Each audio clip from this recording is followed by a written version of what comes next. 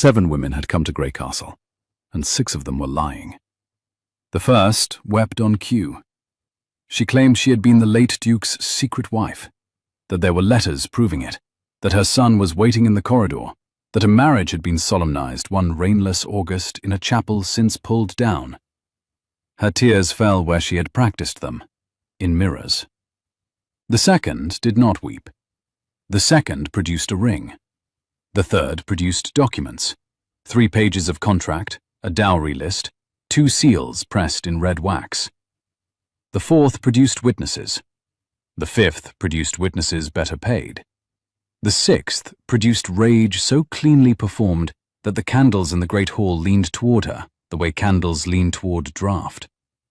By the time the 7th stepped forward, Lord Adrian Halford, Duke of Grey Castle by accident of his elder brother's heart giving out 3 Tuesdays ago at a regimental dinner he had been too busy to attend, had ceased to look up from the silver clasp of his cuff. He had not slept.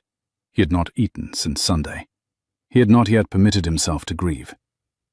He listened to the 7th anyway, because his brother had been better at listening than at most other arts, and the listening was a thing he could still do for him. The 7th explained, with great feeling, that her son was the Duke's natural heir, that her son was at this moment in a carriage at the gate, that she expected to be received in the morning room by 10, and that she would tolerate no further indignities of this kind. "Madam," said Lord Adrian, in a voice that had once been pleasant in drawing-rooms, and was no longer pleasant anywhere, "I shall hear my 8th visitor." There was no 8th visitor on the list. The candles bent. Heads turned. Half the hall rustled like skirts being arranged for a flight. Mr. Hadley, the steward standing at his shoulder, sleek as a varnished spoon, in an amber waistcoat that caught the light too well, stood very still indeed. In the corner, where the long velvet curtains swallowed the lamplight, and a chair had been left half pushed toward the wall, as though someone had meant to be invisible. There she sat. A young woman of 26 by the lamplight, pale gold hair braided plainly to her shoulder, clear, level grey eyes set wide in an oval face whose firmness, even now, was unmistakably feminine. A plain travelling dress of deep plum wool that the lamplight tried to make ordinary, and could not. Lord Adrian had no idea who she was. He had not, until this instant, been aware of her. And yet he had said, 8th visitor, and he had said it on purpose. He could not have explained why, except that there had been a stillness in that corner that had felt, for half an hour, like the only true thing in the room. The young woman rose. She did not curtsy. "You have not yet asked me anything, Your Grace," she said. Her voice was quieter than the others had been, and it carried farther. "But when you do, I shall be obliged to tell you something inconvenient." He considered her. The candles considered her. The 7 women, suddenly aware that the air in the room had moved without their permission, considered her too. "Speak." "The first 6 women are lying." She said it the way a magistrate reads a verdict, without heat, without cruelty, without permitting herself to enjoy it. The 7th is not lying. The 7th is mistaken. Her late husband was a different duke. The village she names is 50 miles off, in a different county. She has confused you with the Duke of Marchwood, whose case she may pursue in the spring, when his lawyers wake. The 7th woman drew breath to speak. Charlotte Merritt did not look at her. "As for the others, the documents the 3rd woman has placed on your table are forgeries. They were forged last Wednesday, in your South Library, in the ledger room behind the orrery. I know because I was in the next chamber returning a book, and the door had been left ajar, and I saw who wrote them." Her hands stayed clasped at her waist. "The man who wrote them is standing behind your right shoulder." The room did not gasp. The room did something stranger. The room held its breath. Mr. Hadley, the steward, did not move. He did not, at first, breathe. Lord Adrian's hand closed slowly around the silver clasp of his cuff and unfastened it. He set the clasp on the table beside the 3rd woman's documents. He lifted his head. "And what," he said, "is your name?" "Charlotte Merritt, Your Grace. I am the housekeeper's niece. I have lived in this house 2 years and 4 months. She paused. The candles in the great hall steadied. "That is the one true thing in this room tonight," she said. "Do with it what you can." He stood. He had not stood since the 7 women had begun. The chair scraped behind him with a sound that, in any other house, would have been ordinary, and that in this one, at this hour, with this many lies stacked on the long, polished table, landed like the first note of a thing the listeners did not yet have a name for. "Mr. Hadley," he said, without turning. His voice was level. His voice was lethal. "You will remain where you are." Then to the room. "Ladies, you will be conducted individually by my under-butler to 7 separate rooms. You will receive supper. You will not receive an audience tonight. You will not communicate with one another. The carriage at the gate may wait until morning. The boy in it may be brought a hot drink. We will resolve nothing tonight. Tomorrow we will begin again." 6 of the 7 did not move. The 7th, the mistaken one, was already weeping, but quietly, and not on cue. He turned at last to the corner. "Miss Merritt," he said, "you will follow me." She followed him. The corridor between the great hall and the Duke's study at Greycastle ran the length of 3 centuries. Portraits on either side. Watching. Adrian Halford had walked it 5 times a day since boyhood. He did not glance at his brother's portrait as he passed it. He could not. Yet. He held the door of the study open for her. She went in. He closed it behind them and turned the key. It was a small, deliberate gesture, and she understood it precisely. She understood that he was not locking her in. He was locking the corridor out. She felt the difference in her chest without being able to name it. The study smelled of old leather and cold smoke and lemon polish. A fire had been laid earlier and forgotten. The hearth was set with kindling that had not been struck. "Sit," he said. She did not sit. "You should sit, Your Grace," she said. "You have not slept, and you are about to ask me a great many questions. The chair on the right is more honest about your back than the one on the left." He looked at her. Then he sat, because she was right. "How?" he said slowly. "Did you know that? Your butler complains of carrying you to bed when you fall asleep upright in the left chair. He has complained twice this winter. He carried you Tuesday last." "And how do you know what my butler complains of, Miss Merritt?" "My aunt is the housekeeper, Your Grace. I help her in the mornings. The butler complains to her. She tells the kitchen tells the rest of us." "And you listen?" "Always." He almost smiled. He stopped himself before the muscle finished its work, because he had not yet earned the right, in his own estimation, to smile in that house. But she saw it begin, and she saw it fail. "Tell me," he said, "about my steward." She told him. She told him about a Wednesday 3 weeks ago, when she had gone into the South Library to return a volume of Linnaeus that her aunt had borrowed for the head gardener and forgotten to bring back. She told him that she had heard a quill scratching in the ledger room, and that the scratching had been wrong, too quick, too steady, and in a hand that was not her aunt's, not the understeward's, not the Duke's, and not anyone she had heard write at that desk before. She told him she had stopped, against her own better judgment, and looked. She told him what she had seen. "He had a sample of your father's hand," she said. "He had a sample of your brother's hand. He had a sample of yours. He had 3 nibs and 2 inks and a lamp turned low. He was copying. And he was weeping, in a polite, methodical way, the way a clerk weeps when a clerk has been told to do an unpleasant thing for the family. He was not weeping at being made to do it. He was weeping at having agreed. You watched him. For 4 minutes. Then I went away, because the floorboard outside that door is loose at the edge nearest the stairs, and shifts when one breathes. I have been quiet in this house for 2 years. He was upset enough to forget what he himself had taught the boys about that floorboard last autumn. And you said nothing? I had no one to say it to. She did not say it as accusation, she said it as fact. Your steward is the second most powerful man in the parish. My aunt is 62 and she works for him. The vicar drinks his port. The magistrate hunts on his recommendation. I am 26, and I have no money and no name, Your Grace. And I have learned to keep my own counsel until I was certain it would be heard. And what made you certain tonight? The 8th visitor. He looked up.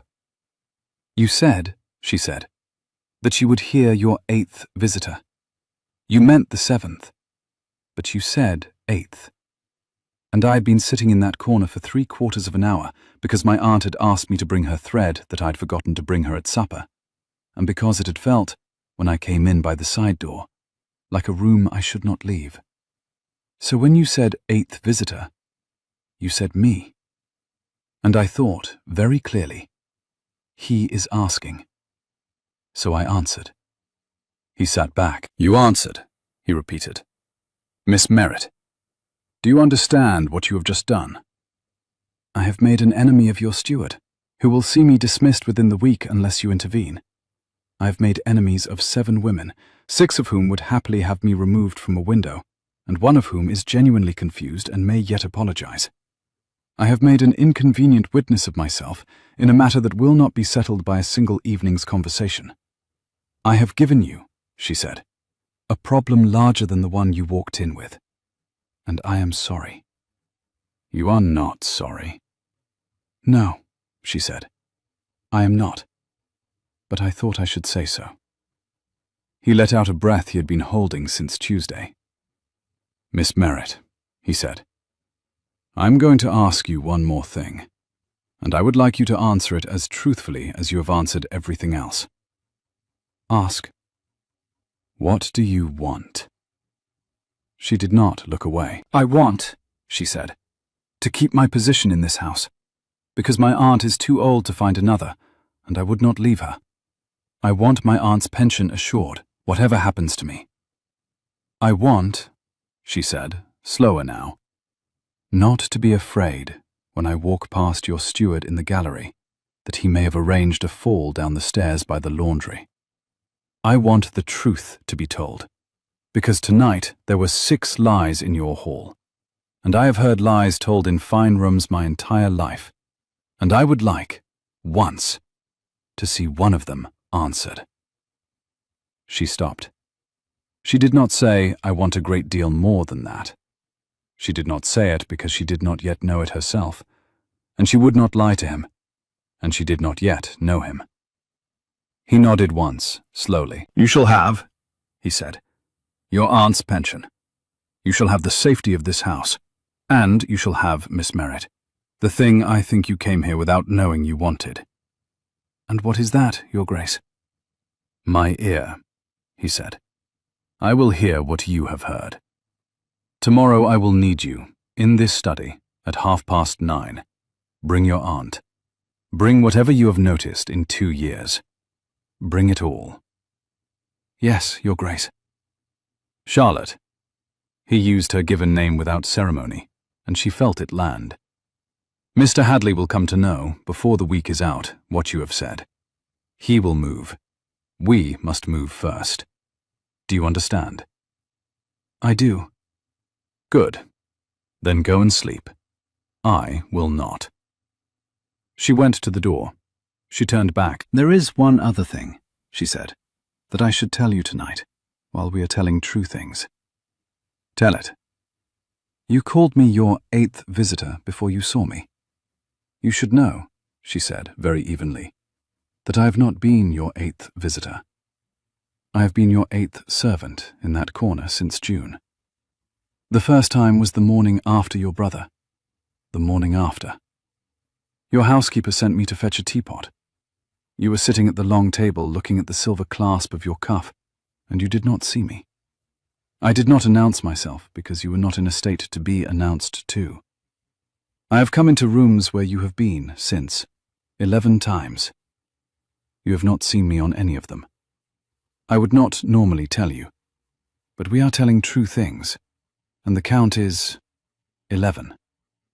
The 8th time was 3 weeks ago, the South Library, the day I saw your steward write the letters. That is how I came to be there. You were across the corridor. She opened the door. I will be in this study at 9:30. Good night, Your Grace. He sat in the honest chair and watched the fire that had not been lit, and did not move for a long time. 9:30 the next morning came earlier than 9:30 usually did in October. Grey Castle's east wing was raw with mist. The fields beyond the windows had gone the soft, damp brown of late autumn, and a single rook crossed the long view to the home wood at intervals, as though it had been hired to do it. Charlotte Merritt arrived at 25 past, with her aunt on her arm.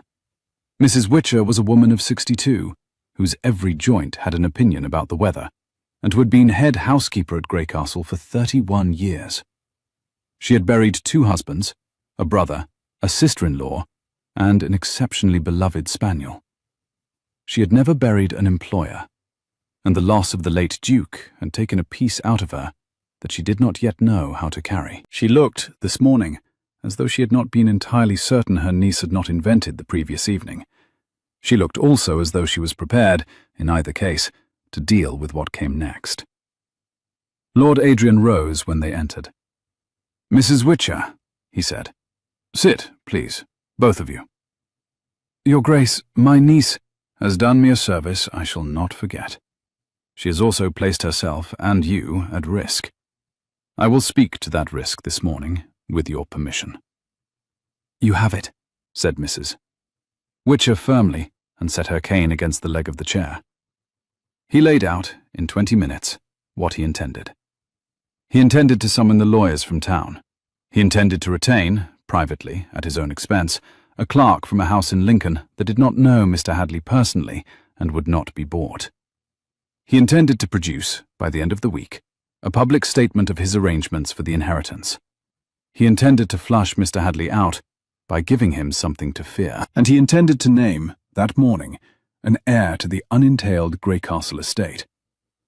"Your Grace," said Mrs. Witcher, who had managed not to interrupt up to that point, "the unentailed estate is 12 farms, the Dower House, the woolen mill at Saxby, the canal shares, 3 London leases, and the funds my brother put aside in his lifetime. Yes." "That is considerable, yes." "You cannot, Your Grace, be proposing—" "I am." "Not my niece." "Yes." Mrs. Witcher closed her mouth. She opened it. She closed it again. "You may say no, Mrs. Witcher," he said gently. "She may say no. I would not name an heir who has not consented. That is the kind of thing my steward does, and I should prefer not to resemble him this week. But I will tell you both why." He turned to Charlotte. "If I name a cousin," he said, "Mr. Hadley will know which cousin to court. If I name no one, Mr. Hadley will create an heir for me. 6 women he has already created, and he was not finished. If I name myself childless and let it lie, my brother's estate will pass, in 3 generations of legal grinding, into the hands of a man whose greatest pleasure in life is hunting. None of these outcomes I wish to be remembered for permitting. If I name you, Miss Merritt, a person no one has bought, no one has paid, no one has met before yesterday evening except in passing and unseen, Mr. Hadley will be unable to use you. He will be unable to discredit you, because there is nothing in your past to discredit. He will attempt to ruin you, and we will be ready for the attempt, because we have all morning to prepare for it. He will have to come at me directly, and when he comes at me directly, he will make the mistake that puts him in my magistrate's office. You will be a target, but you will be the target I can stand between. And in 10 weeks, when this is settled, I will release the inheritance, to whomsoever sense and law together advise me to release it to. The naming is a tactic. It is also, Miss Merritt, an apology. For last night, when I made you do a brave thing in front of 7 liars without asking your leave. Mrs. Witcher had not breathed for half a minute. Charlotte said, "I should like 10 minutes alone with my aunt, Your Grace." Of course. He left them. In the corridor he stood opposite his brother's portrait at last, and he looked at it, and he said, quietly, to the painted face that had always laughed too easily, "I'm sorry. I'm doing it crooked. You'd have done it straight. Forgive me. I haven't time to be straight." His brother's portrait did not answer. His brother's portrait did, however, continue to look as though it would have approved of Charlotte Merritt, very much indeed. Inside the study, Mrs. Witcher took her niece's hand. "Tell me, child," she said, "that you are not in love with that man." "I am not in love with that man, Aunt Witcher. I met him last night." "Tell me that you will not be." "I will," said Charlotte. "Tell you no such lies." Mrs. Witcher, who had no patience for fools and infinite patience for honest people, nodded once. "Then take it," she said. "Take it. He is right. The steward will not stop. Take it, child, and use it. And when this is finished, give half of it to the orphans at Saxby, and the other half to the school I have been writing to the late Duke about for 15 years and never had the courage to ask aloud." Charlotte kissed her aunt's temple. "I have always wanted to be a difficult woman, Aunt Witcher." "You always have been one, child. You only kept it polite." When Lord Adrian came back into the study, Charlotte was standing at the window. Mrs. Witcher was sitting very upright in the chair. "Your Grace," said Charlotte. "Yes, with 4 conditions." "Name them." 1. My aunt's pension is settled today, in writing, signed by your hand, witnessed by both lawyers when they arrive. She is not to be retired against her will. She is not to be removed from this house unless she chooses to leave it. 2. The naming is announced as a temporary trust. I am not the heir. I am the trustee of the unentailed estate for 10 weeks, at the end of which the property is settled by your decision and my consent jointly. 3. I am to be treated, in this house and outside it, as a person, not as a girl. I am to receive the lawyers. I am to read the documents. I am to ask the questions. If I ask a question and I am not answered, I will leave. I will not leave quietly. 4. When this is finished, when Mr. Hadley is in my magistrate's office, and the 7 women are pursuing their cases in the spring at the Duke of Marchwood's expense, and you have decided where the unentailed estate is to go, you will not, Your Grace, propose marriage to me out of gratitude. I will refuse it on principle. When you are no longer grateful, you may ask me again, and I will consider it on its merits. He looked at her. Miss Merritt, he said, conditions 1 through 3 are accepted with thanks. And 4, Your Grace? 4, he said. I shall accept on the understanding that grateful is not the only thing I am at present, and that I am perfectly capable of telling the difference, and that I shall, in due course, prove the difference to your satisfaction. She felt heat at her throat, and she did not show it. Then we are agreed, Your Grace. We are agreed, Miss Merritt. The lawyers arrived at noon. The clerk from Lincoln arrived with them. Mr. Hadley arrived at 1:15, having been summoned. By 2 o'clock the announcement was drafted. By 3, signed. By 4, dispatched by riders to the parish church, the magistrate, the steward of the neighbouring estate, and the Lincoln paper. By 5, Mr. Hadley had begun to write a letter that would not arrive at its destination. At 5:30, Charlotte Merritt sat in the small parlour adjoining the study, with a stack of 3 years of Grey Castle estate ledgers in front of her, and a pencil, and a candle, and her aunt's reading glass on a chain at her throat. She had told the Duke that she would begin where any sensible person would begin, which was by reading what had been written, in whose hand, and at what cost. He had said he would join her after dinner. He did not. He came at 10:30, looking guilty. Miss Merritt, Your Grace. Sit. There is bread and cheese on that tray. My aunt sent it, knowing you would forget. Eat first. Eat. He ate. When the bread was gone, he looked at her properly for the first time that day, in lamplight, across a table piled with paper. Her hair had loosened. Her sleeves were turned back to the elbow, ink on the right wrist. Her eyes were the color of pewter in winter rain. How bad? He said. He has been stealing for 11 years. From my brother. From your father, originally. He began with the laundry accounts. He has finished, she said, with the woolen mill. Roughly £40,000, allowing for the difference between what he has shown the family and what the mill itself has earned. He has not stolen all of it for himself, about 2/3. The rest he has pushed into your father's mistresses, your brother's gambling debts, and one quite considerable settlement on a woman in Bath, whom I do not think any of you knew about. He also seems, oddly, to have given £600 anonymously to the Saxby Orphan School, once a year. For 7 years. That's Inconsistent, yes. Or human, depending on your view. And the 7 women were not his idea. Or rather, I think they were partly his idea. 3 of them I would say he found and prepared. 2 of them I think he heard about and used. 2 of them came of their own accord. He merely steered. To what end? To remove you, or to remove your name. With 7 competing claims unresolved, you spend 10 years in court while he runs the estate. With one of them succeeding, he runs it as the new Duchess's trusted advisor. With all of them defeated and the estate exhausted, he has by then retired. Either way, he wins. Miss Merritt? Yes. How, he said, did you do this in 6 hours?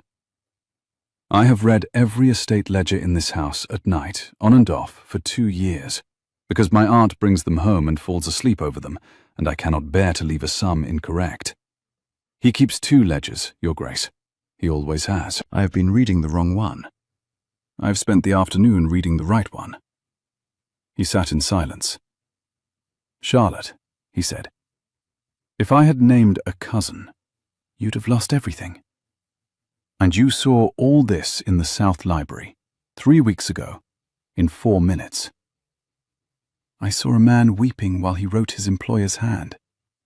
I went home and read harder. He stood. He came around the table. He did not touch her. He stood beside her chair and looked down at the ledger she had open, at the column of numbers in her steady, schoolroom-perfect handwriting, and he thought clearly. I have been Duke of this place for 3 weeks, and the woman who saved it from ruin is sitting in my parlour at midnight with ink on her wrist. And I have eaten her aunt's bread, and she has called me by my Christian name once. And I would rather die than disappoint her. Miss Merritt, he said, I owe you my brother's house. I would prefer, she said carefully, that you owe me nothing, Your Grace. I have been paid. Conditions 1 through 3. It is enough. It is not enough.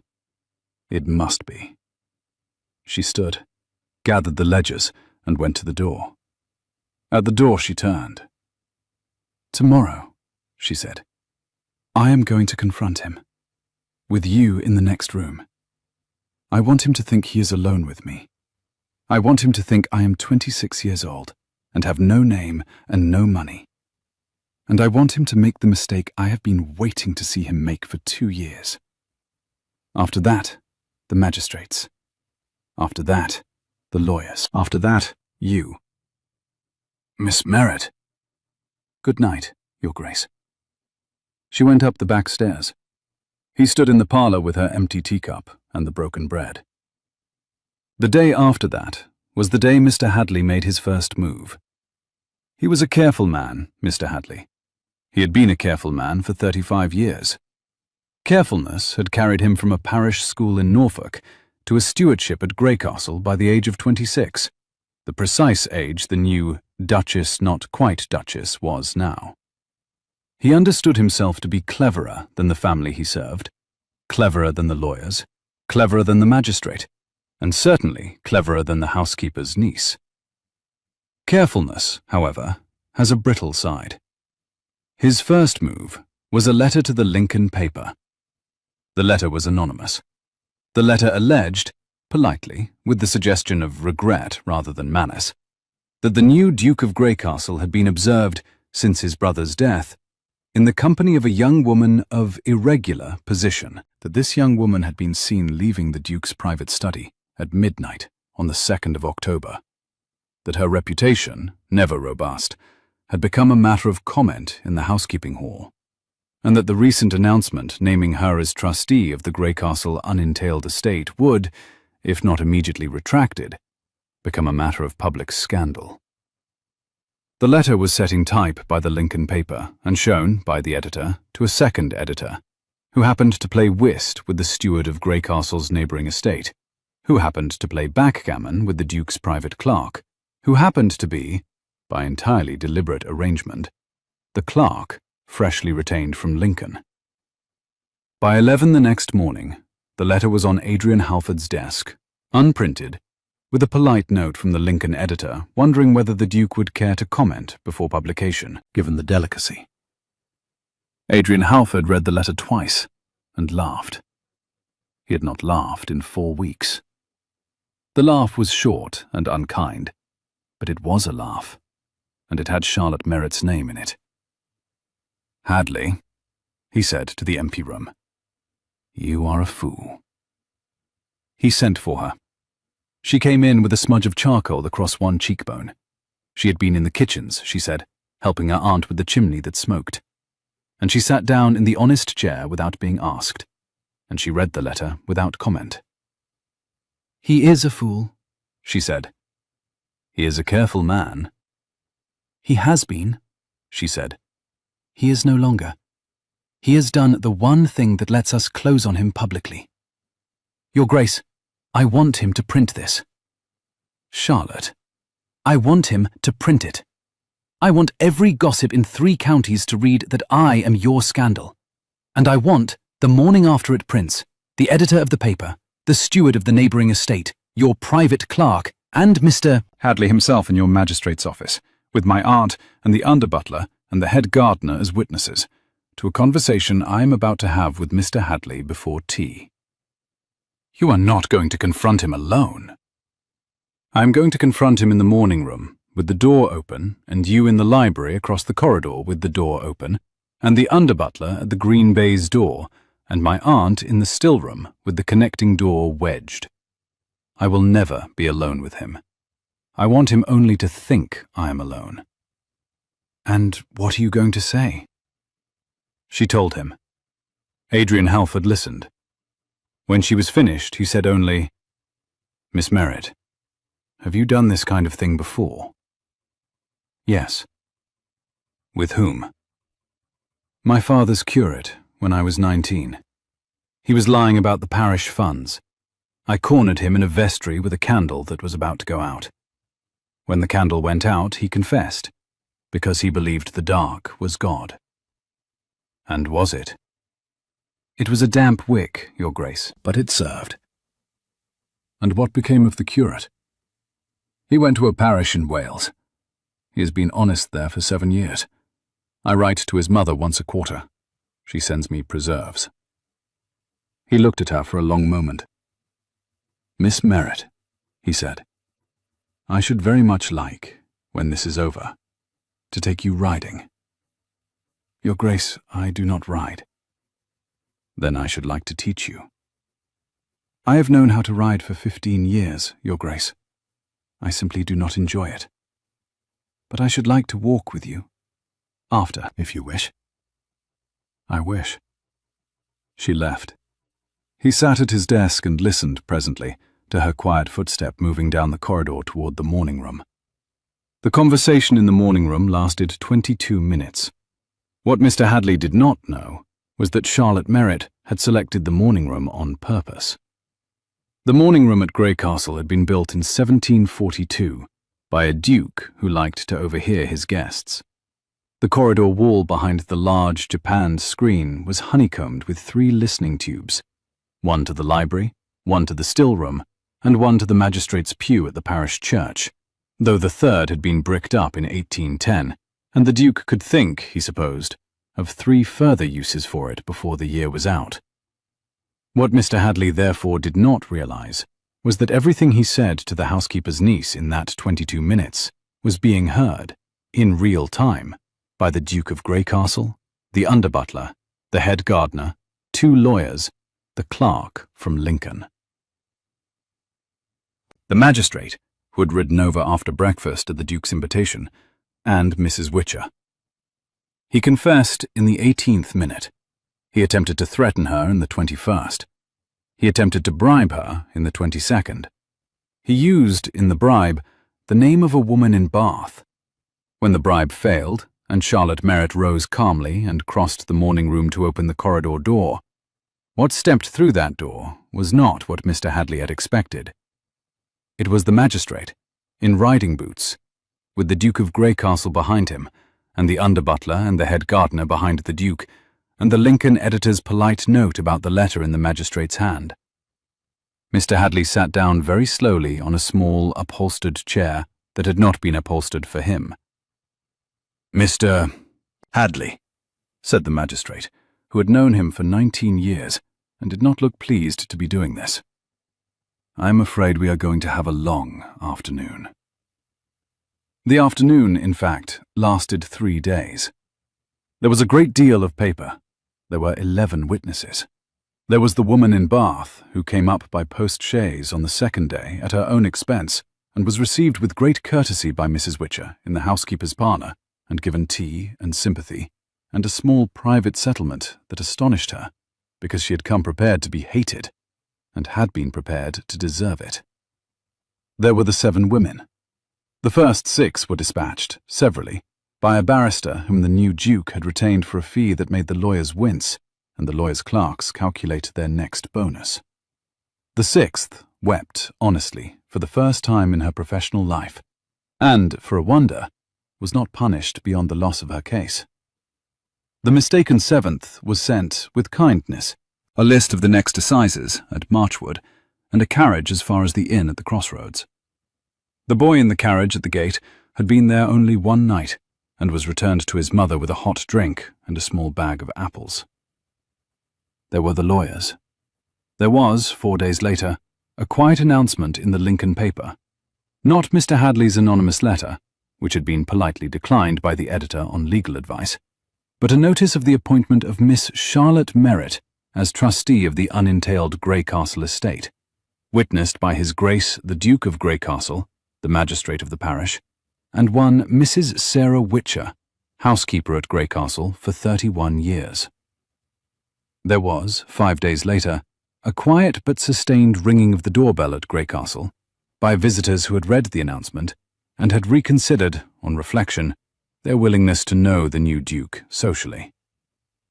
Adrian Halford received none of them. He had, instead, asked his trustee whether she would care to walk in the home wood with him in the late afternoon, when the light through the beech trees did the thing it did only in October. She said yes. The home wood at Greycastle, in the 2nd week of October, smelled of fresh earth and turning leaves, and, faintly, of wood smoke from the gardener's cottage at the wood's edge. The path ran along a stream. The stream ran, that afternoon, with the particular clarity that comes after 3 nights of rain. They walked. He did not offer his arm. She did not take it. They walked at a steady pace, 2 strides apart, and they did not speak for the first quarter mile. "Charlotte," he said at last, "tell me about the curate." He was 34. He had been at our parish 2 years. He used the parish funds to buy a small printing press. He intended to print a book of his own poetry. He thought no one would notice the missing money. Did anyone, besides you? My father, eventually. My father is a country doctor.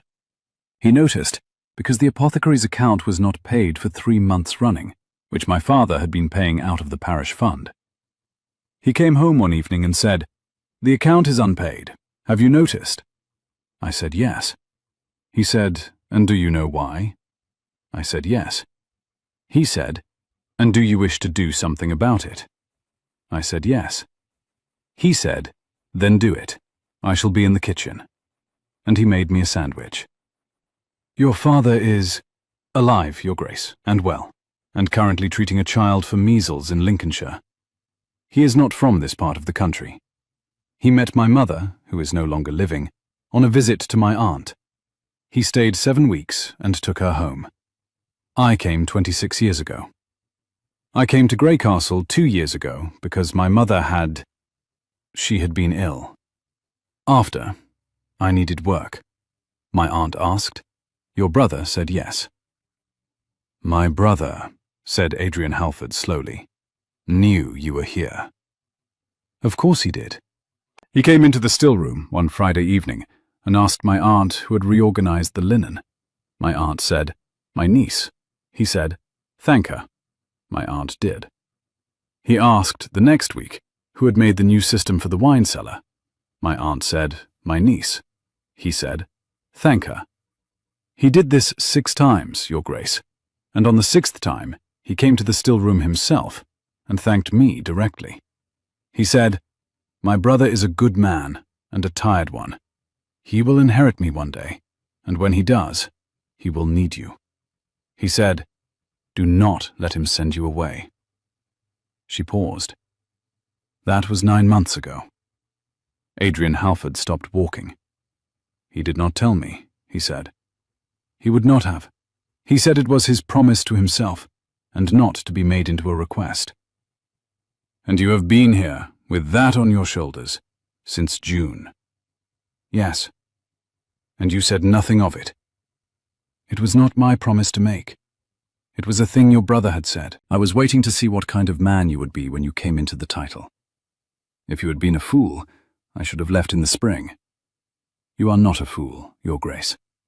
You are a tired man." So I stayed. He did not move for a long moment. The stream went on past their boots. A leaf, cherry red, came down out of an oak and stuck to the wet leather of his right boot. Charlotte Merritt looked at the leaf because she could not, just then, look at his face. "Charlotte." "Your Grace." "I am not grateful." "I know." "I am not grateful," he said again. "And I would not propose to you out of gratitude. I would propose to you because you are the most coherent person I have met in 7 years. And because you frighten me, in a calm way, the way a fire frightens a man who has been cold for too long. And because my brother, in his last act of love for me, put you in my path, and trusted that I would have the sense to recognize what he had done. I would propose to you, Charlotte Merritt, because in 9 days you have stood in 2 rooms and said the truth aloud, and changed the shape of my life. And I would be a coward in his memory if I did not at least tell you that. I would not propose to you today, because you would refuse me, and you would be right. But I would like—" And here he stopped, and he picked up the cherry-red leaf from his boot and held it absurdly in one ducal hand. "I would like to give you 9 weeks, Charlotte. The remainder of the trust. I would like you to be in my house, and in my study, and in my home wood, and in my brother's memory, for 9 weeks. And at the end of those 9 weeks, I would like to ask you a question. And I would like to do my level best, between now and then, to be the kind of man who is allowed to ask it." She took the cherry-red leaf out of his hand. "Your Grace," she said. Adrian, I will give you 9 weeks. And if at the end of 9 weeks you still wish to ask, I will answer. And what is the answer? I shall tell you when you ask. That is unjust. That is bargaining, Your Grace. I am 26 and have no money, and I have been instructed by my aunt, who is uncannily wise about these things, never to give a man a yes before he has earned the asking. Your aunt is a tyrant. My aunt is a romantic, Adrian. She had me practice the sentence in the mirror last night, in case you should ask too soon. And if I had asked too soon? You would have heard a rather practiced no from a rather practiced mouth. Then I am glad, he said, that I waited. They walked on. The stream made its sound. The light went through the beech trees the way it does only in October, and only for about 6 minutes a day. A rook crossed the long view to the homewood, and seemed, this time, to slow over them and consider the leaf in Charlotte Merritt's hand. The Grey Castle Harvest Ball had been arranged, 3 years previously by the late Duke's late wife, for the second Friday in October. The late Duchess had, in her last winter, made her husband promise that the ball would never be cancelled while the house had a roof to dance under, because she had been a great dancer in her time, and she believed dancing kept houses upright. The late Duke had kept the promise for 15 years. He had been gone 4 weeks when the 15th occasion came round. It would have been entirely correct to cancel the ball. Adrian Halford did not cancel the ball. He sent, in his second week as Duke, a quiet note to the steward of the neighbouring estate, who, having been politely interrogated for 5 hours in the magistrate's office, had returned home considerably chastened, asking him to convey to the families of the parish that the ball would be held in mourning colours with 1 waltz only, and that any family wishing to attend would be welcome, and any family wishing to stay away would be entirely understood. The reply came back the same day. Every family wished to attend. His new trustee, asked her opinion, had said only, "Your brother would have wanted them to come, so they should come. Wear black with the indigo waistcoat. It is the one your brother used to mock, and he would be pleased to see it on you." "How do you know my brother used to mock that waistcoat?" "He told my aunt he would give you 10 guineas to burn it. She declined the commission on grounds that it suited you. He said, 'That's what I'm afraid of.'" "My brother and your aunt were friends, Your Grace, as I think you suspected." "Adrian." "As I think you suspected, Adrian." The night of the ball, Grey Castle's great hall had been transformed. The 7 women's chairs were gone. The candles, 600 of them, had been laid out in 3 orderly chandeliers and along the picture rail. The polished, long table had been carried out. The orchestra, 8 musicians from Lincoln who had played the late Duke's wedding and the late Duke's brother's wedding, and very nearly every wedding in the family for 40 years, had set up at the long end. The room smelled of beeswax and clean autumn air through the opened east doors. Adrian Halford, in a black coat over an indigo silk waistcoat that the late Duke would have given 10 guineas to burn, stood at the door with Mrs. Witcher on his arm and received his guests. Charlotte Merritt arrived 20 minutes after the ball had begun. She had been, she said, finishing a letter to the head of the orphan school at Saxby. She came in unannounced, by the side door, in a gown of deep ruby silk that her aunt had had made up that week against everyone's better judgment, including Charlotte's, and that the late Duke's wife, having been lost before being able to wear it, had left in a trunk in the linen room, with a note saying simply, "For the next woman who needs it."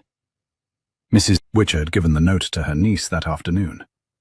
The room paused when she came in, the way rooms do when they have been waiting for something and only realize it on arrival. Adrian Halford turned at the door. He saw her cross the room. He saw the candles, predictably, lean toward her. He saw her aunt at the end of the long room, standing very straight, with both hands gripping her own elbows, the way she gripped them at funerals to keep herself upright. He saw the magistrate's wife, who had, 2 weeks earlier, declined to call on the housekeeper's niece, turn her head sharply and almost smile, in the manner of a woman who has just realized she will be sending an apologetic note in the morning. He saw Charlotte Merritt walk through the center of the room toward him, as though there were nobody else in it. She stopped 2 paces from him. She gave him, for the first time since they had met, a perfect, court-trained curtsy. "Your Grace, Miss Merritt. Your aunt sends her regards." "I have no aunt." "Yes, you do, Your Grace. She is 62 and is currently using my elbow as a cane. When are we to dance?"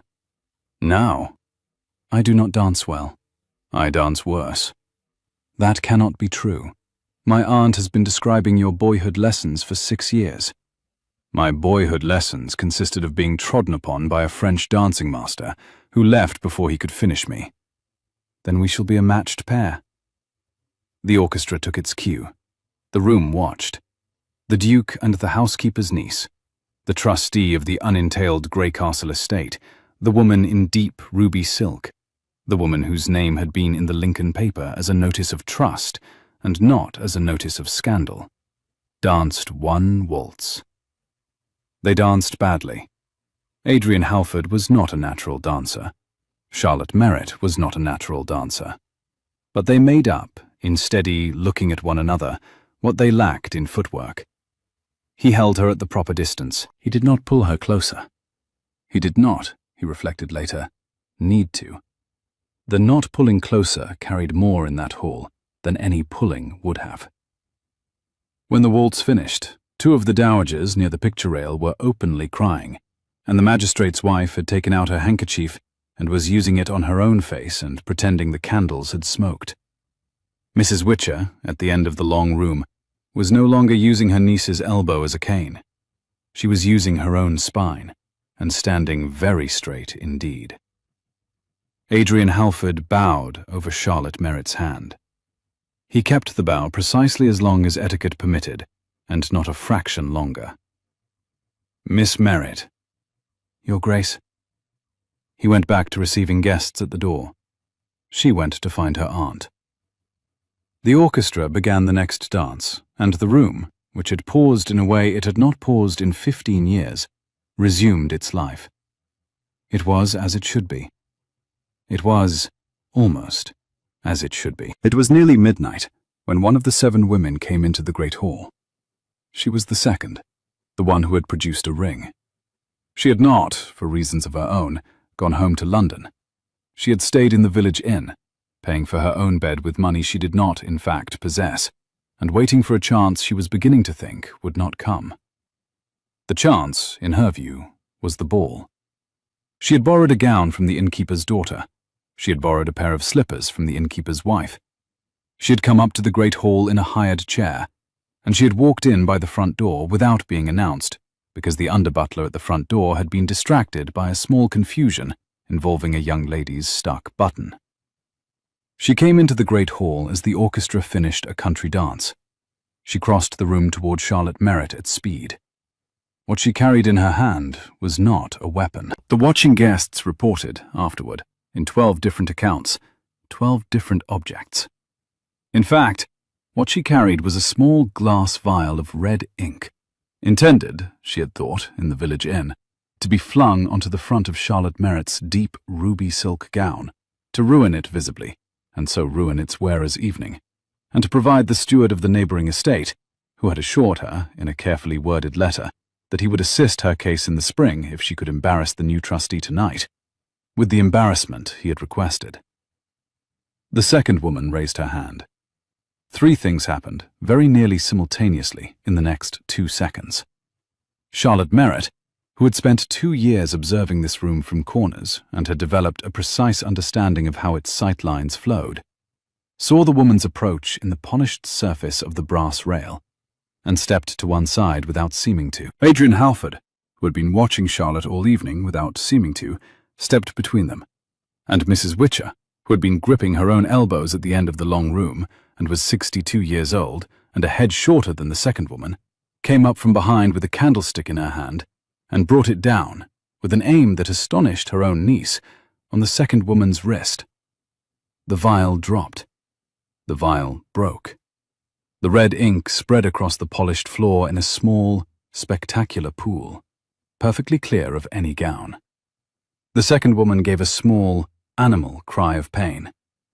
Adrian Halford caught her gently as she sagged against him. He did not pity her, exactly. He did not have the energy, just then, for pity, but he held her up with one arm and turned to the under-butler and said calmly, "James, find Dr. Carey. The wrist is sprained, perhaps cracked. He will be needed. Have her taken to the green room and looked after. She will eat and sleep, and tomorrow she will speak to me in the magistrate's office. And after that she will go home, and we will speak no more of this." Mrs. Witcher, 62 years old, head housekeeper at Grey Castle for 31 years, owner of one disapproving cane and one previously unused candlestick, set the candlestick back into its place on the side table with a click, picked up her cane, and walked to the door of the great hall to wait for her niece. Charlotte Merritt looked at the red ink on the floor. She looked at her aunt. She looked at Adrian Halford. She did not speak, because if she had spoken, her voice would not have carried, and she had been raised to carry her voice. He saw her not speak. He set the second woman gently into the under-butler's arms, and he crossed the floor to Charlotte in 3 long strides, and he took her face in both his hands, as though she were a candle that had nearly gone out. He kissed her.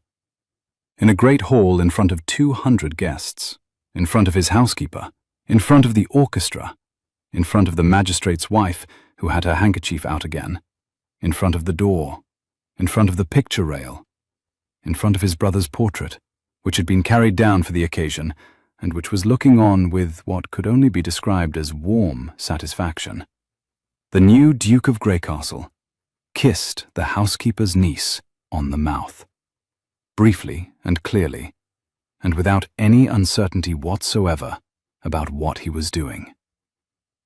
Then he drew back. "Charlotte," he said, audibly, to the room, "I beg your pardon. I have just done a thing in public that ought to have been done in private. I will apologize in private. I will not apologize in public. And I will not," he turned his head to the room, "permit anyone in this house to call this woman by any name other than her own." The room, which had been holding its breath, exhaled. The orchestra, after a glance from its leader, a man who had played the late Duke's wedding, and had been waiting for 15 years to have a story to tell about a Halford ball, began another waltz. Mrs. Witcher, at the door, finally permitted her shoulders to drop. She permitted herself, also, one tear, which she immediately scalded. Charlotte Merritt looked up at Adrian Halford. Her face was very pale, and her eyes were the colour of pewter in winter rain. "You have not earned that, Your Grace," she said quietly. "You have 9 weeks, and tonight is 12 days into them." "I know." "You have lost ground." "I know." "You have lost," she said, "approximately 3 weeks of ground." "That sounds about right." "You will," she said, "have to be considerably more patient than you have just been." "I know." "And you will have to apologize in private. I shall hold you to it." "Tonight?" "Tomorrow. Tonight my aunt is going to scold me. I should not like to keep her waiting." "Tomorrow, then." He bowed. She curtsied. They did not dance the next waltz. They did not need to. They had, for one evening, danced enough. The next morning, in the small parlour adjoining the study, Adrian Halford apologized in private. He apologized at considerable length. He apologized, Charlotte Merritt later told her aunt, with a thoroughness that almost defeated its purpose, in that by the 3rd quarter hour she had begun to wish very much for him to stop apologizing and do something else. But he did not do something else. He took her hand, once, formally, and he laid it carefully on the table between them, and he did not pick it up again. "I shall be patient," he said. "You shall be patient, Your Grace." Adrian. Adrian. The remaining 7 weeks were, for the household at Grey Castle, the most prosperous and the most peaceful 7 weeks the house had known in a generation. Mr. Hadley had been removed quietly, on the 3rd morning, to a private cell in Lincoln, where he was awaiting trial in the spring. The 7 women had returned, by various means and in various tempers, to their usual places. The mistaken 7th had received, by post, a respectful invitation from the Duke of Marchwood's solicitors to lay out her case. The 2nd, the woman with the vial, had been seen to by Dr. Carey, fed, given the cost of a coach back to London, and had written, 3 weeks later, a short letter of apology that Mrs. Witcher had read aloud to the household with grim satisfaction and forgiveness in roughly equal measure. The unentailed estate, under its trustee, prospered. Charlotte Merritt rose at 6 and went to bed at 11. She read every ledger. She wrote every letter. She received the lawyers, the magistrate, the understeward, newly appointed and enthusiastically loyal, and the head gardener, and the woolen mill manager, and the canal company's representative. She decided things. She was decided about. She made one small mistake in the 3rd week about a dispute between 2 tenants over a hedge. She corrected it the following day. She wrote a personal letter of apology to the tenant with the smaller farm. The tenant sent her, in return, a basket of apples and a small carved wooden owl that he said his daughter had made, and that he hoped Miss Merritt would accept as an apology of her own for the harshness of his original letter. She put the wooden owl on the mantel of the small parlour. It stayed there. Adrian Halford was, throughout these 7 weeks, a man transformed by the simple condition of not being alone anymore in a house he had not asked for. He slept, at last, in the proper bed in the proper bedroom. He ate his aunt's, Mrs. Witcher's, bread. He answered his letters. He rode out every morning at 7 with his understeward. He came back every morning at 9:30, in time to find Charlotte Merritt at her desk in the small parlour, and to bring her his agenda for the day, and to receive hers in return, and to leave her alone for 2 hours with whichever of his lawyers she had summoned that morning. He did not propose to her again. He did not need to. He was building, every day, the case for the proposal. She watched him build it. She did not, at any point in those 7 weeks, give him to understand what her answer was going to be. She also did not give him to understand that her answer was anything other than the one he had asked her to consider.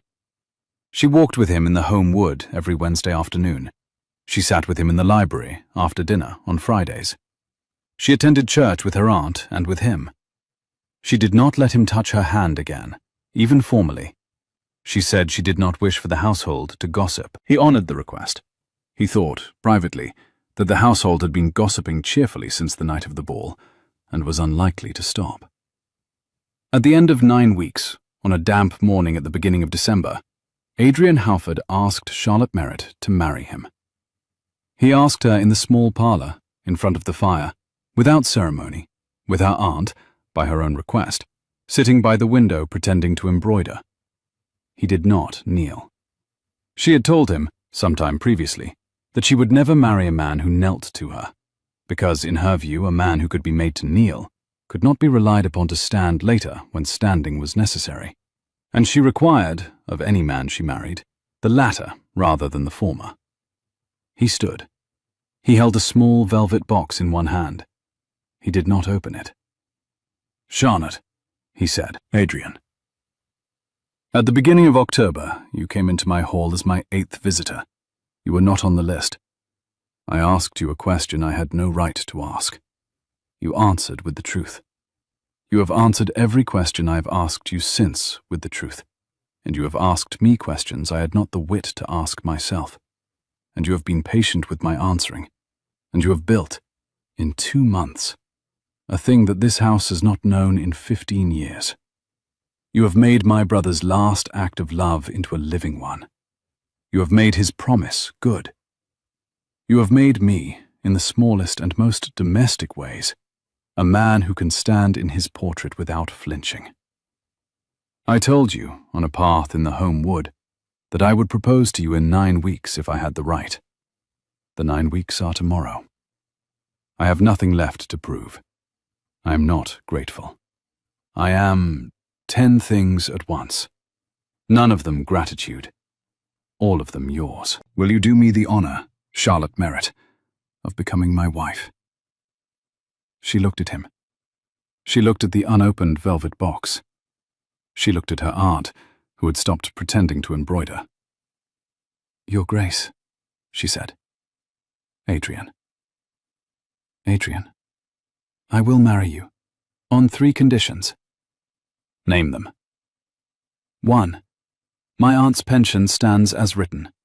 My aunt remains housekeeper at Greycastle for as long as she chooses. She is not to be rebranded as the Duchess's aunt. She is Mrs. Witcher. She is the housekeeper. She is 62. She answers to no one but herself. 2. My trusteeship of the unentailed estate continues. I am the Duchess of this house, and the trustee of the unentailed estate jointly. The two roles are not inconsistent, and I shall not have one collapsed into the other. The half of the unentailed estate that I have already arranged to settle on the Saxby Orphan School and the new village school we are to build at Greycastle will be settled this winter, in writing, before the wedding. 3. You will not, ever, ask me to be a duchess in any sense that requires me to stop being myself. I have spent 26 years observing rooms from corners. I will continue to observe. I will continue to read. I will continue to ask the questions I have always asked. I will not become an ornament. I have been in absence in this house for 2 years. I will not, as your wife, become a decoration. I will be, as I have been, a working person, who happens to wear better gowns now and has someone in the proper bed. He smiled, for the first time, fully.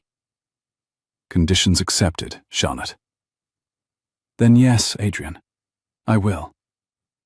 He opened the velvet box. The ring was not new. He had, he said quietly, dug it out of his mother's jewel case the day after the ball.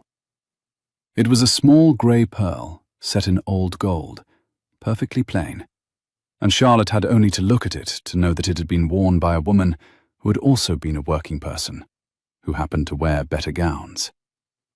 He put the ring on her finger. Adrian, she said, your mother would have approved of you so heartily that she would have terrified you. She had Mrs. Witcher's character and your father's stamina. She would have liked you within an hour and made you cry with laughter within a week. She has been, he said, the only person whose silence I have minded these last 8 years. I think tonight, perhaps, I shall not mind it quite so much. Mrs. Witcher, in the corner, did not pretend to embroider. She got up, with the help of her cane, and crossed the room, and kissed her niece's forehead and the Duke's cheek in that order, and said, About time, Adrian. You're terrifying, Mrs. Witcher. I have been, dear, since 1788. Now sit down. There is bread in the kitchen, and I am going to fetch it. You will eat it, both of you, before you do anything else, because in this house we eat first and weep second. That is how houses last. She went to fetch the bread. The wedding took place at the parish church on the second Saturday in January. Mrs. Witcher gave the bride away, having declared that any uncle or father coming up by mail coach in winter would only catch a cold and disappoint everyone, and that she had been giving the bride away in spirit since June, and might as well do it in person. The bride wore deep ruby silk. The groom wore black with the indigo waistcoat. 6 months later, on a soft afternoon at the very end of June, when the home wood at Greycastle smelled of green leaves and warm earth, and, faintly, of wood smoke from the gardener's cottage at the wood's edge, the new Duchess of Greycastle was found, by her husband, sitting on the low wall behind the still room, in a plain morning dress, with a stack of estate ledgers beside her, and her aunt's reading glass on a chain at her throat, and a small carved wooden owl in one hand. She was turning the owl over in her fingers and looking at the home wood. He came up quietly. He sat down on the wall beside her. He did not speak for a moment. Charlotte. Adrian. You have been at those ledgers 2 hours. I have been finished with the ledgers for an hour and a half. I have been thinking. About what? About, she said, the 2nd of October.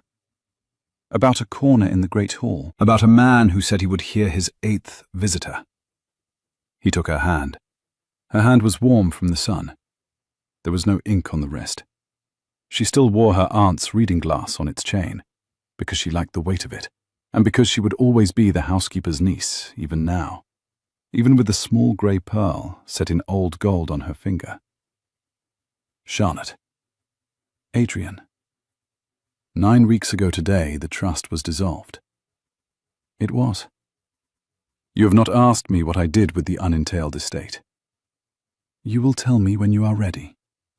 I imagine you have settled half of it on the schools, as we agreed. I imagine you have settled a quarter of it on Mrs. Witcher and on the staff, by long-promised pensions. I imagine the last quarter is... I do not know. The last quarter, he said, is yours. In your name, in your own right. Not as my wife. As Charlotte Merritt, which is who you have been since June, and who I shall continue, in private, to call you when I am being insolent. She did not immediately answer. Adrian. Charlotte. You have, she said carefully, made me an heiress in my own name. I have, as a small private joke between us. You named me your heir for 10 weeks. I did. And then you married me. I did. And now you have made me my own heir. I have. She turned the small carved wooden owl over in her hand. The owl had been on the mantel of the small parlour for 9 months. She had taken it down that morning to bring out into the sun, because the wood had begun to dry, and she liked to hold things that had been made by hands. Adrian, she said, I have not yet told you the only true thing I have been keeping from you. Tell it. I love you, she said. She had not said it before. She had not let herself say it before. She had been waiting, she had told her aunt, once, 2 months ago, in the housekeeper's parlour at midnight, for a moment that did not feel borrowed from anyone else's wedding day or anyone else's novel, and that did not feel like a thing she was saying because it was expected. She had been waiting for a Wednesday afternoon or a Saturday morning, or, as it turned out, a Sunday in late June, on a low wall behind the still room, with a small carved wooden owl in her hand, and her husband beside her, and the home wood smelling of green leaves and warm earth. She had been waiting, she now understood, for a time when nothing in the world was about to go wrong, a time when no one was about to die, and no one was lying, and no one was producing documents, and no one was producing rage, and no one was, even, watching from a corner. She had been waiting for the room to be empty of all the other true things, so that this one could fill it. He looked at her. He did not weep. He was a man who had come, in 9 months, to understand that there were things that did not require weeping, and that this was the best of them. He said, Charlotte, I love you. I've loved you since the 2nd of October, in my hall, when you said, that is the one true thing in this room tonight. I've loved you so steadily since then that I've almost lost the ability to remember what it felt like to live without loving you. I shall, I hope, never have to remember it again. She put her head against his shoulder. The home wood went on with its afternoon.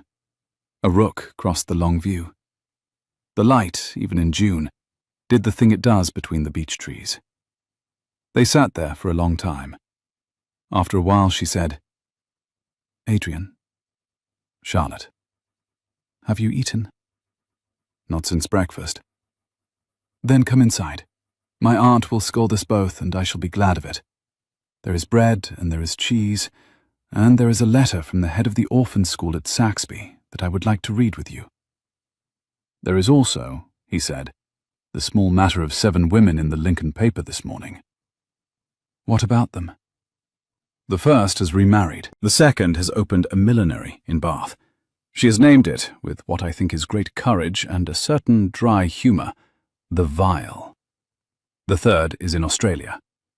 The fourth and fifth have written to the magistrate jointly to confess, in exchange for a reduction of their sentences. The sixth has, against all expectation, applied to my aunt for a reference, claiming she has reformed. My aunt is deciding. The seventh, the mistaken one, has written to thank you. Her case at Marchwood was successful in the spring. She wishes to send your aunt some apples. Send words to her aunt, to my aunt, to expect them, Charlotte said. And tell the seventh that she is welcome here on a Wednesday afternoon in October, when the light through the beech trees does the thing it does only in October. I shall. And Adrian. Yes. The truth, she said, has been told. It has. Do with it what we can. I think, he said, we already are. If you have ever sat in a corner of a room and wondered whether anyone would notice you were there, if you have ever had a true thing to say and not yet found the right room or the right hour or the right person to say it to, then, dear listener, this story has been for you. Tell me in the comments the truest thing you have ever told without being asked. And subscribe, if you would, for next Friday's tale. We shall be opening another door at Grey Castle, and the Homewood is still listening.